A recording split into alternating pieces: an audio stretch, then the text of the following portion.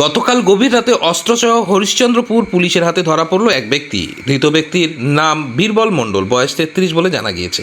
গতকাল রাতে ওই ব্যক্তিকে হরিশ্চন্দ্রপুর 2 নম্বর ব্লক এলাকার তালসুর গ্রামের মধ্যপাড়া থেকে গ্রেপ্তার করেছে হরিশ্চন্দ্র পুলিশ প্রশাসন।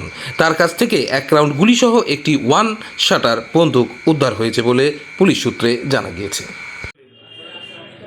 মানে ওর সাইডে কাজ করতাম না, টাকা পেতাম, দেয়নি, তখন কালকে মোবাইল দেখেন, আমাদের হরিশ্চন্দ্রপুর না মালদা জেলাতে পুরো 4 সাইডে আর্মসের খেলা চলছে। আজকে আপনি দেখেন জায়গায় জায়গায় বোমা পাওয়া যাচ্ছে, বন্দুক পিস্তল সবই পাওয়া যাচ্ছে। আজকে এগুলো সব হচ্ছে টিএমসি রাজত্বে হচ্ছে। তার আগে এত বোমা এগুলো পাওয়া যেত না। এখন যারা ধরেছে, যার কাছ থেকে পাওয়া গেছে, তার উৎস দেখতে হবে ওই কোন দলের লোক, বুঝলেন? শাসক দল ঠিক আছে, যদি শাসক দলের লোক নাও থাকে, আমার বলতে ওদেরকে প্রশ্রয় দিচ্ছে কে? যেহেতু শাসক দলরা ওদেরকে প্রশ্রয় দিচ্ছে, এই জন্য প্রশ্রয় দিচ্ছে, সামনে পঞ্চায়েত ইলেকশন আছে, ওরা প্রশ্রয়, এই যে ইলেকশনের সামনে ভুড়ি ভুড়ি পাওয়া যাচ্ছে, কদিন আগে সেটাই পাওয়া গেল, এরকম করে প্রতিদিন পাওয়া যাচ্ছে।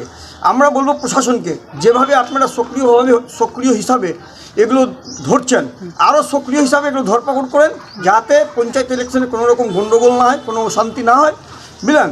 এই জন্য যে ধরা পড়েছে, পুলিশকে আমরা এটার জন্য সাধুবাদ জানাচ্ছি এবং আরও বলছি তার সঙ্গে সঙ্গে যেন প্রশাসন আরও সক্রিয়ভাবে যেন কাজ করে। এদের জড়িত নয়, কিন্তু যখনই কেউ একটা দলের সঙ্গে যুক্ত থাকে, যে কোনো ব্যক্তি, আমাদের এখানে যে কোনো ব্যক্তি একটা দলের সঙ্গে যুক্ত আছে, আমরা মনে করি এরা শাসক দলের সঙ্গে যুক্ত, সেটা পুলিশ প্রশাসন তদন্ত করে দেখবে ওদের সঙ্গে যুক্ত আছে কি না।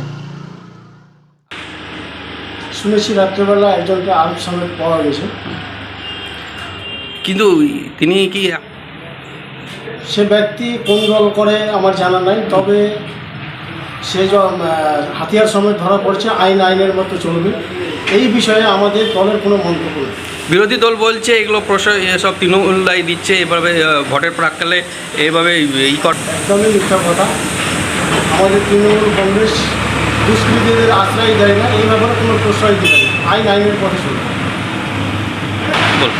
বিষয়টা হচ্ছে আমাদের মুখ্যমন্ত্রীর নির্দেশ, সে ভোট প্রাককালেই হোক এবং যে কোনো আদার্স টাইমে হোক, যদি কেউ আর্মস নিয়ে কোনো রকমের তোলাবাজি বা বিভিন্ন রকমের দুর্নীতিগ্রস্ত হয়, তাহলে সেইটা আমাদের দলের তরফ থেকে কোনো রকম তাদের প্রশ্রয় দেওয়া হবে না, তো আইনের পথেই চলবে।